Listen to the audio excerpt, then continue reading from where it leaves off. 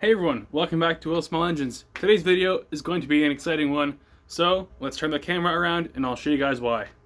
Alright you guys, so I just picked up this 1977, yes you heard that right, 1977 TORO 524 Snowblower. And in today's video we are going to be getting it running, so I have a new carb kit, which I think is all this thing needs to get running because the owner, when I was picking it up actually, he sprayed quick start into the carb and it ran, so that means it has spark and compression. Now all it needs is fuel, so without further ado, let's dig into that carburetor and put a new kit in it. Alrighty, so since this is a 5 horsepower Tecumseh engine, to get off the carburetor cover, what you're going to have to do is loosen up this 5/16 nut here, and usually there are 2 Phillips head screws right here, but they're missing on mine, so we're going to fix that later. I'll show you guys how. So on this one, all we're going to have to do is pull this off like this. And then there's also going to be, then behind here, since there's a primer bulb, we're going to have to unhook the primer line. And we're also going to have to pull the choke ring here through the hole here. So we're going to line this up and try to anyway, and pull it out. But I think we're going to have to take off the primer line first from the carburetor down here. So let's do that. We're just going to yank, there we go. We're just going to yank it off with our finger because we're going to change this out anyway. There we go. Now the whole cover should come off. Voila. Now let's start removing the carburetor itself. And I do apologize for any thunder or rain noise that's in the background because, well, it's been raining this whole week, so yeah. Okay, so the first thing we're going to do on the carburetor side is remove the fuel line here. So I have some bent pliers, and I'm just going to grab on here like this and pull it off. And you're going to want to be careful of this elbow because it's only made of plastic. Sorry, it's only made of plastic, and you don't want to break it off. Let's push that back. Now we're going to remove the carburetor bolts. So as you can see, there's one right there, and there's one on the opposite side over here. And they're a 7/16 in size.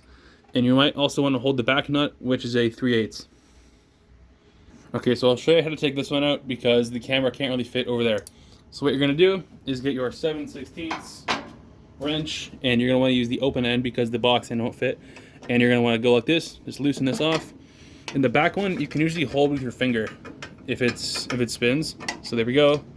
Just take this all the way off.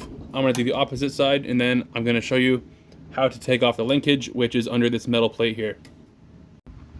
And one thing to note when you're doing this side, the carb bolt, you're going to want to hold the throttle lever like this, or else the end of it here kind of interferes with where the wrench goes.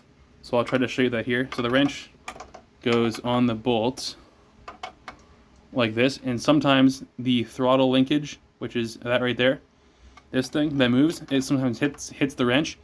So what you can do is just hold it with your finger backwards, or hold it with your finger like that, and also take out the bolt at the same time. All right, so now that our 2 carburetor nuts are off, we're going to pull this out like this, and the whole assembly should come off. And back here, you can see there's a linkage that goes into a governor arm, and what we're going to do is just swing the whole thing out like this because it's a Z bend, and as you can see there, the hook, if you go straight, you should just pull right out. And there we go. Now we have our carburetor. Now we're going to go to the workbench and disassemble it and clean it out. And sometimes it's handy to have a little metal dish or whatever to hold nuts and bolts in, so I recommend having some sort of container. Alright guys, so sorry if you can hear the fan noise in the background, it's just like really hot in here, so I kind of need that. Anyway, now we're going to start the disassembly process of the carburetor. So the first thing I want to do is take off this choke cable thing here. So what we're going to do is get a Sharpie marker, and we're going to mark on either side of this cable clamp so that we know how far to put it back in when we reassemble it. So just go like this, there we go. And on this side as well, like that. Now we can get a flathead screwdriver and take that out. And let's do it again to make sure. There we go. And we can go on the top as well. There and there. Now we've got a slot screwdriver and take it off.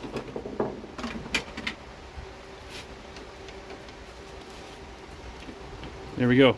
And you're not going to have to take out the screw all the way because this can just rotate out of the way like this. And next we're going to bring this over here to this side. It falls out, as does the throttle linkage, which I'll show how to put back in later. And you're also going to need the marker, because we're going to want to mark which hole the throttle linkage came out of. So I'm not really sure if you can tell, but I can tell in person that the linkage came out of this hole right here. So we're going to put a marker right there to that hole. So now we can get to the fun part and start removing things like the bowl, the check inside there. So you're going to need the same 7/16 wrench that we used to take this off. We're going to need it to take off the bowl nut. Okay, here we go. And I did notice that this elbow is cracked, so I think I have a spare one, but I'll look anyway. Here we go, bowl's coming off, the fun part. And usually a telltale sign of what the condition of the carb will be is when you remove this, if you look on the end of it, see this one? It's not all gummed up with varnish and stuff, and it doesn't smell like old fuel, so I'm gonna presume that the carburetor is going to be pretty clean on the inside. We'll just set that aside. And here we go, pop off the bowl. And yeah, that's not bad actually. So I have a different bowl we're gonna use, because this one, as you can see here, has a little drain valve, and these always leak. So we're gonna pitch this, and I have a different one. So now what we're gonna do is remove things like the bowl gasket that we're not gonna need anymore, because I have a new carb kit, which we'll get into in a few minutes. Okay, so the next thing we're gonna remove is going to be our float here. So get your needle nose pliers, and you're going to want to pull on this pin right here. Just pull it out like that. Boom, and then this thing should lift up like this. Now take note of which direction the needle came off on. So it goes on in this orientation, because if you put it on the other orientation, the float and needle assembly will not work correctly, and then you're going to have a leaky needle and seat, which you don't want. So now what we're going to do is we're going to take this off of here, because we have to fix this. I'll get to that in a bit once we go to reassemble the whole thing, but we're going to take this off, and then we're going to spray out all the jets and holes with carb cleaner, or brake cleaner, and then we're going to use the air compressor to do a final just clean out of the orifices.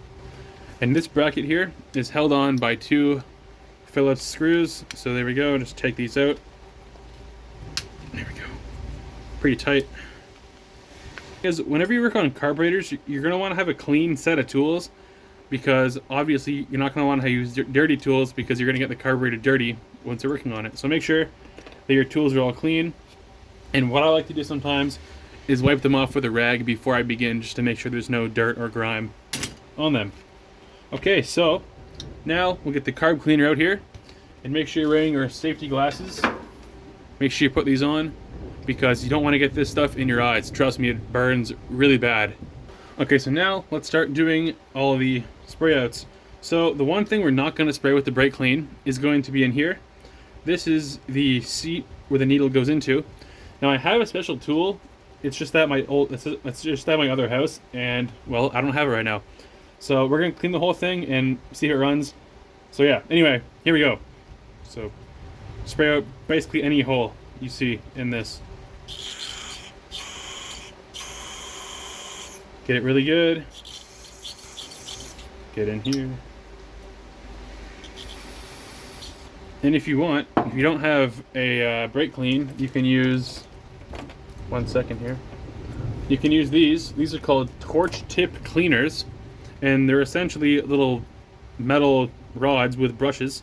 They work really well also to clean out little jets and carburetors in general. So now I'll spray in here. The opening, just clean it out really good. Where else? Spray in here.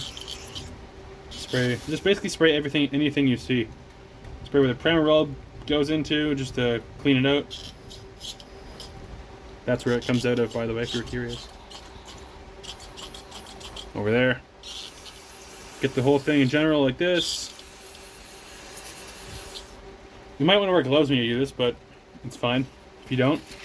One thing we're also going to do is I'm going to put this in a dish of water to make sure it still floats, because if it doesn't, that means it's junk. Next, we're going to spray out the main jet here. So we're going to spray it off first of all. Make sure you guys can see that. There we go. Spray in the little hole here on the side. Spray in here in the center. There we go. So that's pretty much it for spraying out the carburetor. Now I'm going to get the air compressor fired up and we're going to blow the whole thing off and just go through all the holes again just to double check that they're all good. And then we're going to reassemble it with our new carb kit here. And so I mentioned a minute ago how I had that special tool. So in another video I will explain how to install a new seat with a tool. I just don't have it with me right now. And this one looks good to me, so I think we're going to be golden. So anyway, let's get the air compressor going and we're going to blow off the whole carburetor assembly. Alright guys, so here's the new bowl we're going to use. I had it on this is a junk engine that I had lying around. So we're going to clean it out with the brake clean. Just spray all the old junk and stuff out of here. And then it helps to wipe it out with a rag as well. If you have a small wire brush, I would recommend cleaning up the little edge here where the bowl gasket goes, but I don't have one right now. But this should do. So there we go, nice and clean. And if it's a little bit stained like this one, that's fine. That's not a big deal at all. And if you were curious, yep, I checked the float. I just put it in a cup of water and it didn't take on any water, so we're good. Now let's crack open our new carb kit and reassemble the carburetor. And if you were curious, here's the part number, so you can pause the video and take a picture of that or whatever you want to do. So there you go. This is the Stenz one. The shop I had, I guess, ran out of the genuine Tecumsehs, but these should be fine. And if you were curious how I blew off the carburetor with the air compressor, I literally went like this. Just blew it off like that. Went through all the holes and stuff, cleaned it all out. Alrighty, so the first part we're going to install off of our new kit is going to be the bowl gasket. So what you're going to do is, you can see there's a little ridge here. We're going to put the gasket just like this, and you're going to pull it around with your finger all the way around like that, and make sure that when you install it, it's all the way against the bottom. Like, see how it's all the way seated on here now? Yeah, there we go. Get it just like this. The next part we're going to do is going to be the new needle.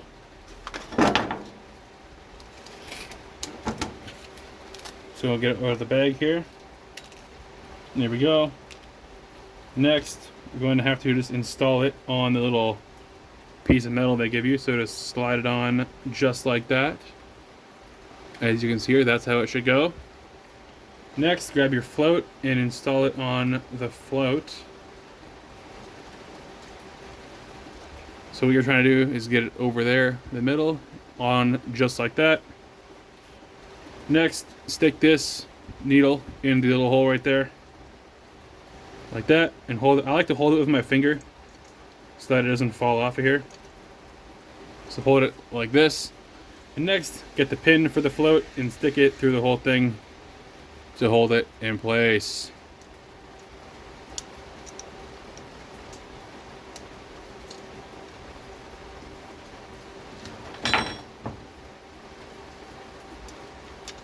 There we go. Now what we're going to do is install the bowl on here. So as you can see, there's a little divot in the bowl. That goes over the float, or needle. So it goes on just like this. So there we are. Now we're going to finally get our new gasket for the main jet and just put it on like that. Now we can tighten up the whole assembly. Now get your 7/16 once again and just snug it up. Don't go crazy because you don't want to strip out the threads or bend anything. So there we go. There's our carburetor. Now I'm going to show you guys how I'm going to fix this bracket so that we can bolt on our factory cover. Alrighty, so since my machine didn't come with those small screws, I found these two fancy ones. And what I'm going to do is we're going to drill and tap this so that these screws will work in this cover, or in this little bracket. Okay, so the first step to tapping any kind of metal is, or tapping any kind of thread, I mean, is going to be getting the pitch off of what you're going to tap. So my tap set comes with these little gauges, and what you're going to do is get the correct gauge that fits in the thread, just like that. So there's about 1 million of them on here, and what you're going to do is just go around until you find the correct one. So it's not that one.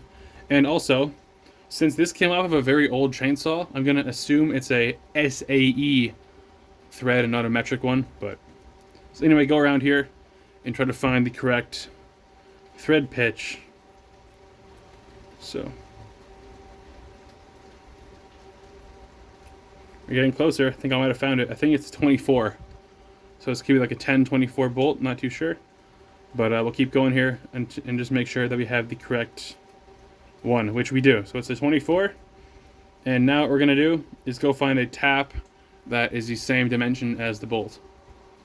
Oh, and another thing you could do to find the correct tap size is if your set comes with dies, you can thread the bolt into the die and just check that it's the correct one. So if I said 10-24 earlier, I was mistaken. It's actually a 12-24 that we're going to be drilling and tapping. So there we go. Now we'll get the size chart out and pick the correct drill bit size. Okay, so you can look it up online. It's we need a, what is it? 11/64 drill bit to drill a 12-24 thread. Alrighty, so now what we have to do is drill these two holes here to the 11/64 size.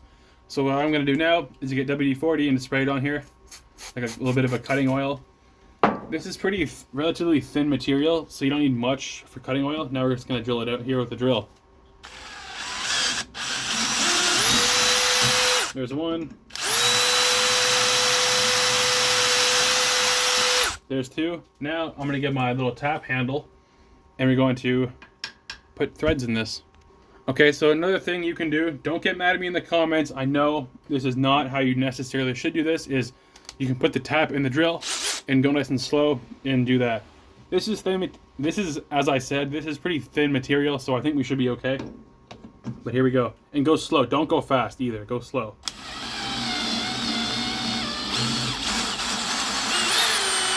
And make sure you go all the way to the end of the tap and then run it all the way back up. This will ensure that you made complete threads in the material.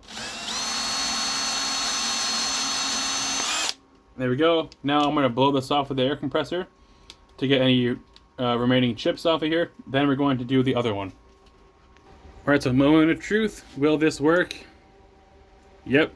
Threads in perfectly just like that. There we go. Now I'm gonna reassemble this off camera. It's just really the opposite of the way you took it apart. So here we go. Alright, so now the carburetor is all back together and we're gonna go reinstall it on the snowblower. And this is also why you should mark the cable, because again, when you reinstall it, it makes it a lot easier. So when I installed this, I was able to use the marks we made previously and line it up perfectly. Alright, you guys, so now we're going to tighten up the carburetor bolts. So what you're gonna do is get your wrench and put it on the back one just like that, and then get the other one and put it on here. And then it might be easier to get your fingers first. Yeah, so use your fingers first to try to tighten it the most you can, and then once you do that, get the wrench in here. This metal thing is really annoying. Let me bend it out of the way. I don't know why it's on there. Anyway, get the other wrench and tighten it.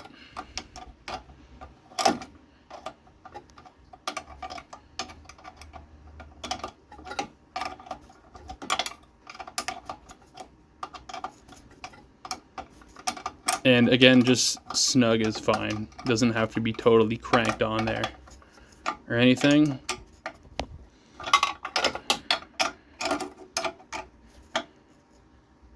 There we go. Now we're going to go to this side and do the same thing. So here we go. Hold it on the back side. And then there you go. You can use your fingers to try to tighten it up a bit. And then again, use the open end to finish it off.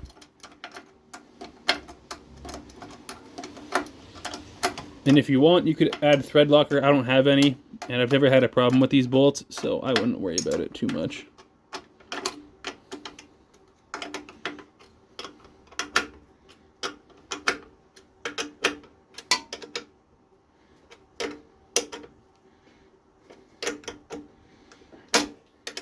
Whoop. There we go. All right, so now carburetor is back on. Now we're going to do a new primer line here. And we're also going to check out the fuel line and maybe cut off a little bit as it's pretty stiff and hard. And the guy I bought it from said it had a gas leak out of the tank. So I have a spare tank, but I don't know. I'll inspect it. It looks fine to me, but I'll check it out. And if it needs a new one, we'll put a new one on. So stand by while we do the new fuel lines and primer line. Alright guys, so for the primer line, okay, I lost the old one. Anyway, what I did was I held up this piece of, I like to use weed whacker fuel line because it doesn't go brittle or hard. It's a very good material. And anyway, what I did was I held it up to the old piece and just cut it out. So to install this, pretty simple. You just get this, stick it over the port here where it goes on. Like this, and this one, it fits on there pretty tight, which you want because you don't want this thing to vibrate off of here with all the vibration of the engine. There we go. Now we're going to install the other end of the line on this little nib right there. It helps. If you want, you can put some WD-40 or grease on here, but this one, I think it's okay. And you're going to want to be mindful because, as you can see here, this is just plastic, and they snap off somewhat easily sometimes, so be careful. So there we go. That's on there. Now we're going to have to line up the choke ring, line up the choke ring with the hole in the cover right there. So here we go.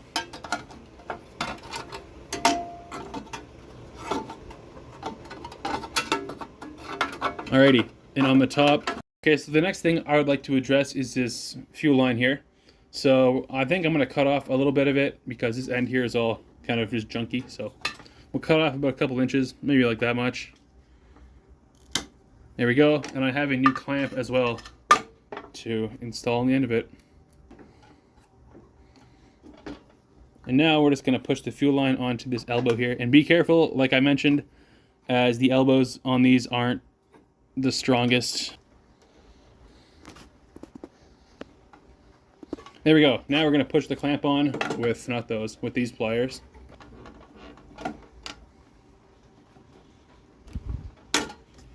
It helps to go from the bottom as well, just to pull it on. This, I might have to cut that off. That's pretty annoying, that metal tab. There we go. That's on. Now we're going to go to the other side and tilt that down. We're going to put on a new fuel filter and a shut-off valve. And I'm going to install a new tank because this one, I think, has a crack in it, like I mentioned earlier. Also, now we can install this cover. We couldn't do it earlier because the fuel line was in the way.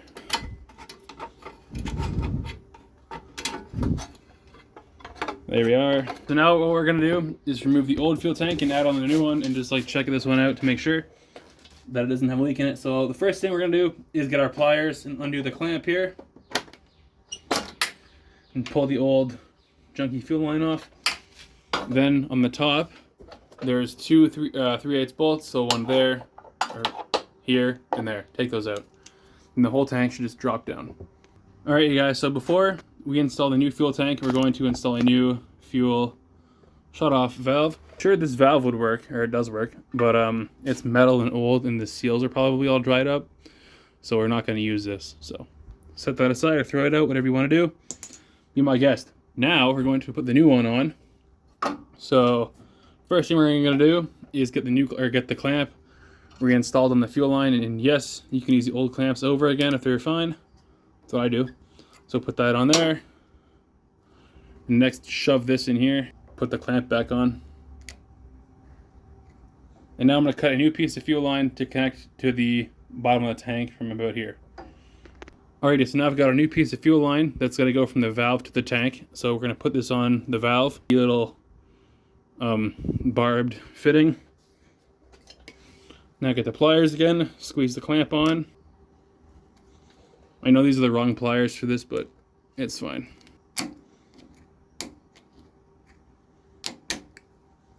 So almost there. Let me just try again from this angle. Not working, so I got a better pair. There we go. Now the clamp is fully installed on the thing. Now we're going to get our other clamp and just put it on the line halfway through, so that when we install the tank, we can get the clamp on the bottom fitting. Finally, we're going to cut this off straight, because as you can see it's an angle and that's not going to work that well for us. So just go like this. Boom, straight cut. Now let's get our new fuel tank and put it on.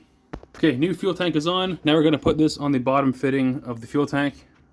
Alrighty, so this fuel tank is the same as the old one, just the new one. So here we go. We're going to just install this on the fitting, which is right there. The new one. Now we'll get the pliers and install the clamp.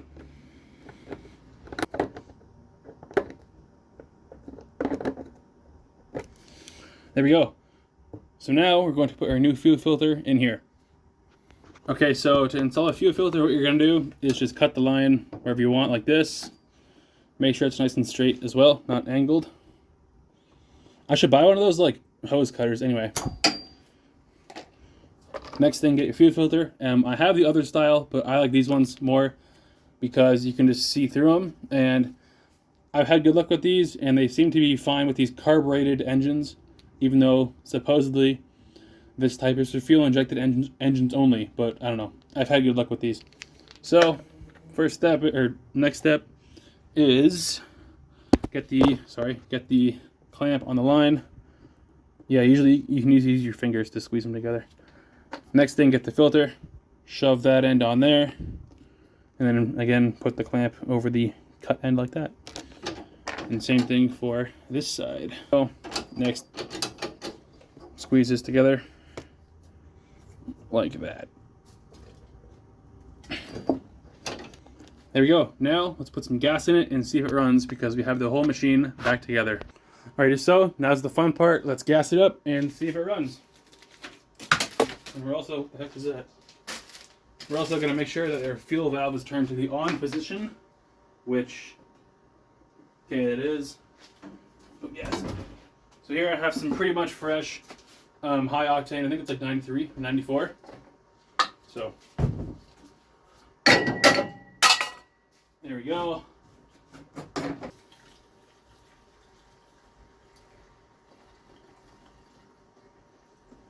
There you go. That should be enough fuel for now. Can always add more later.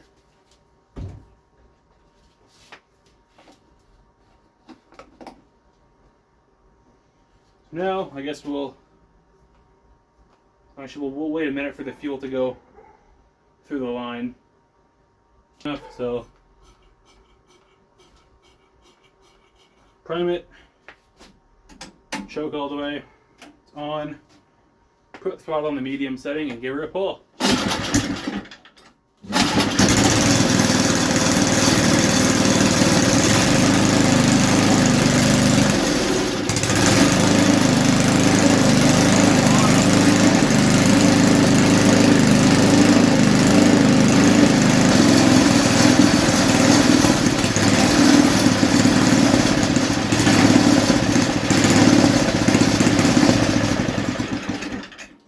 Alright, so that's good. This thing runs like a top. So as you saw, it revved up fine. Now we're going to fire it back up and mess with the idle mixture screw. What I was doing there under this cover was I was initially richening up the mixture because it wouldn't rev up fully with the choke off, and now it does. So that means that our fuel mixture is good. So now we'll fire it back up and do the idle, which is under here. And again, we might have to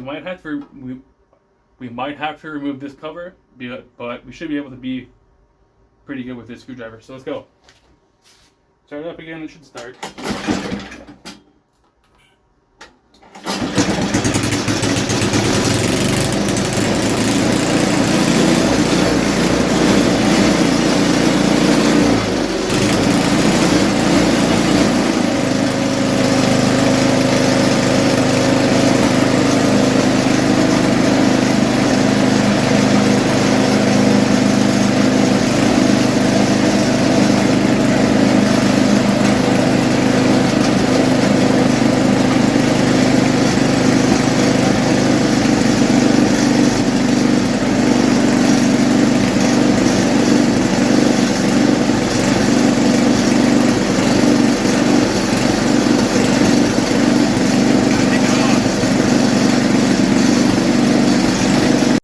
This thing runs great. Now I think we'll run this a little bit more and maybe change oil, as it's pretty disgusting. So let's do that.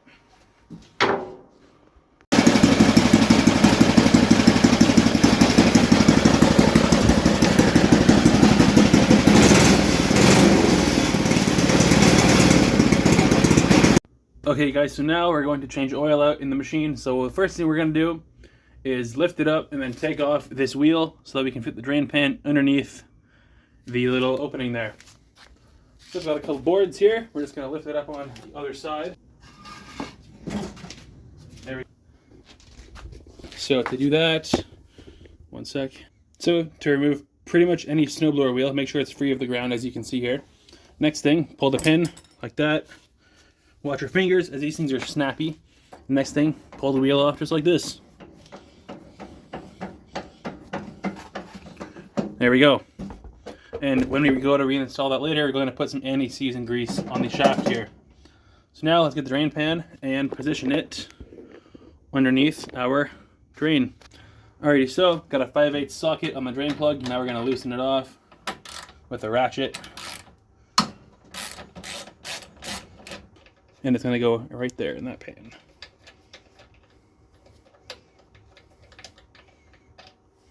Ooh, that's pretty black. Holy cow. Yep, pretty disgusting oil.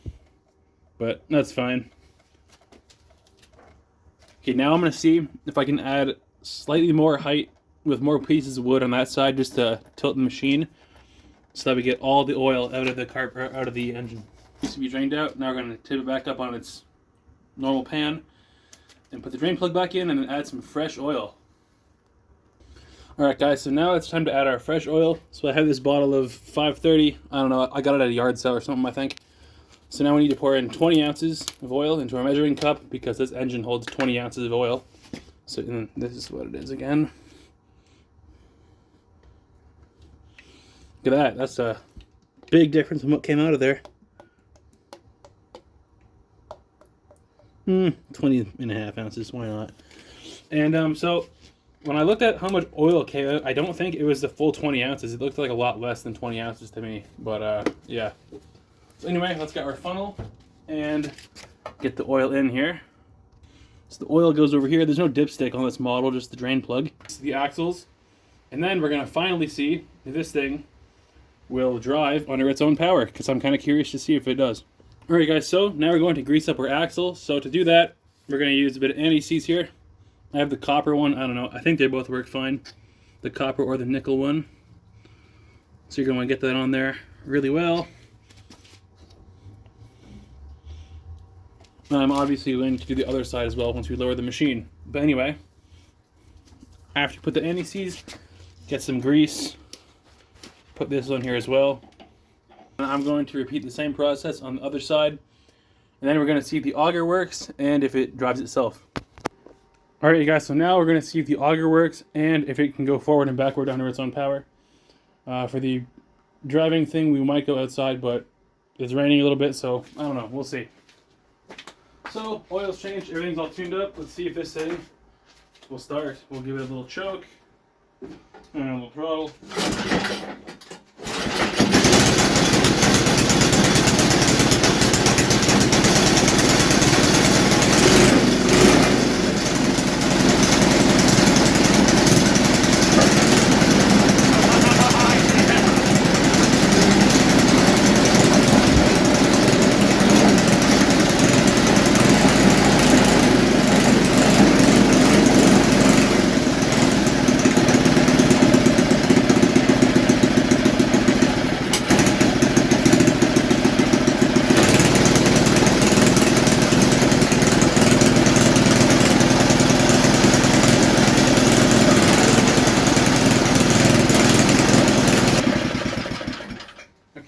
Alright guys, so with that, that's going to do it for this episode on the Toro 524, the 1977 snowblower. So, with that, have a great weekend you guys, and let me know in the comments if you want to see me fixing the drive. If not, that's totally fine. I can totally move on to some other project, but yeah. So anyway, thanks for watching. Have an awesome weekend.